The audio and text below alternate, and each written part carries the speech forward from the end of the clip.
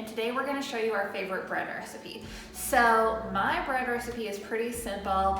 It doesn't require any fancy tools or anything, so you don't have to have like a KitchenAid mixer with one of those arms on it. I don't have that. You don't have to have a bread machine or anything. I just mix everything by hand. The only fancy tools I have is this infrared thermometer. You could just use a regular thermometer, candy thermometer, whatever you have. You want your liquid that you mixed your yeast with to be about 110 degrees, somewhere around that temperature. So that's really the only thing that's a special thing you need, but like I said, you could just use a regular thermometer to find that out. The other thing that's super important with baking bread is you need to wait for it to cool completely before you cut it. If you don't let it cool, then it's gonna be doughy. So you need to let it cool completely. To let it cool, I have a wire baking rack that I use. So this is actually a cooling rack for whenever you bake things. If you don't have something like this, you can let it just cool on your countertop. I'm gonna go ahead and pop in the clips of me making the bread, and I will show you, of course, whenever it's done. To make this recipe, you're gonna need yeast, salt, flour, milk or water, some type of oil, and a little bit of sugar. To start off, you want to heat your liquid to 110 degrees, and then you want to mix it with the yeast and the sugar, syrup, or honey.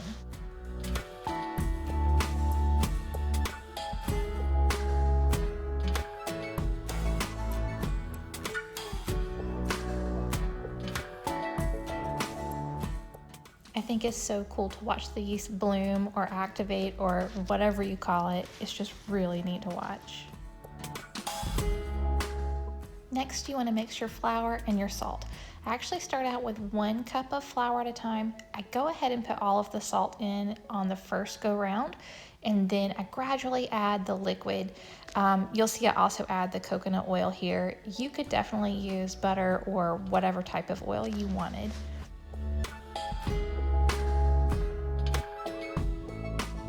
As I'm adding the flour to the liquid, I add that 1 cup of flour at a time. It makes it a lot easier to manage, and you avoid getting pockets of flour that are not stirred in good.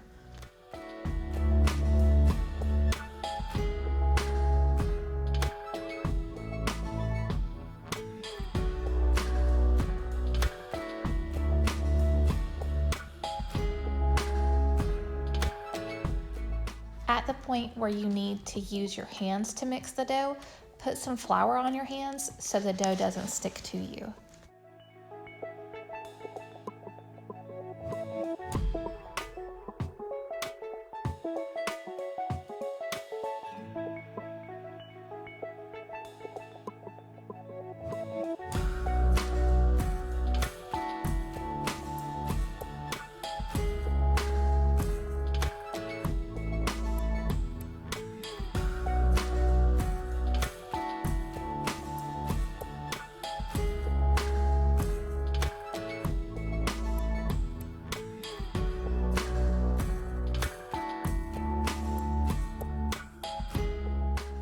So now that it's all mixed, you just let it rest for about an hour, maybe an hour and a half.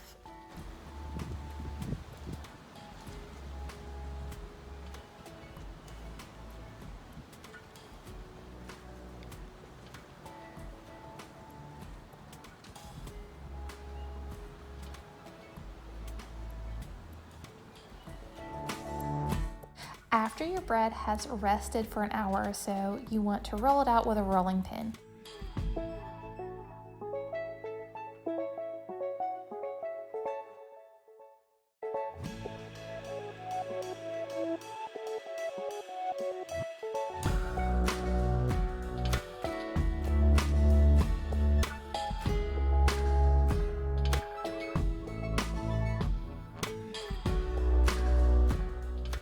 You're going to want to shape your bread so that it will fit nicely into a loaf pan. Put your bread into the greased loaf pan and let it rest for another hour to hour and a half. Heat your oven to 350 and bake your bread for 33 to 35 minutes. So at this point you've seen me put all the ingredients together.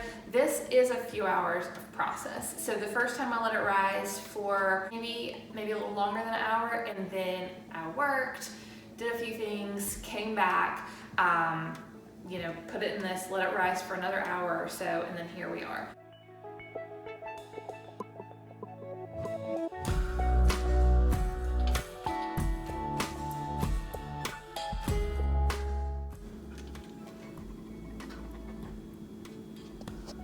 Are you seeing it? Smell good?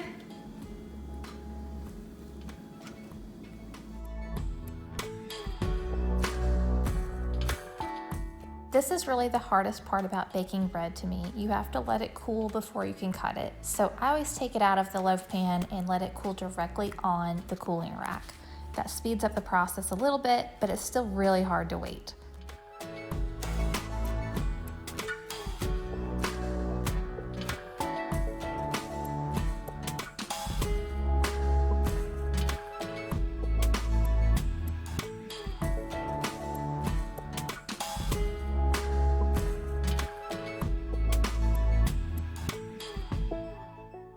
This bread is so yummy. I think it turned out really pretty too. I know it's a little misshapen, but it's really good.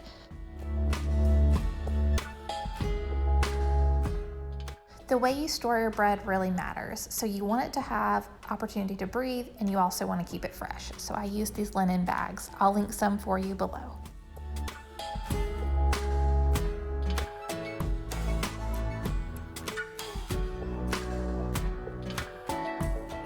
This. Let me know if you make it. Leave a comment. Let me know if you, number one, let me know if you make this bread. Let me know if you make any bread, and also if you are a person who bakes bread, let me know what your favorite bread is. Thanks, guys.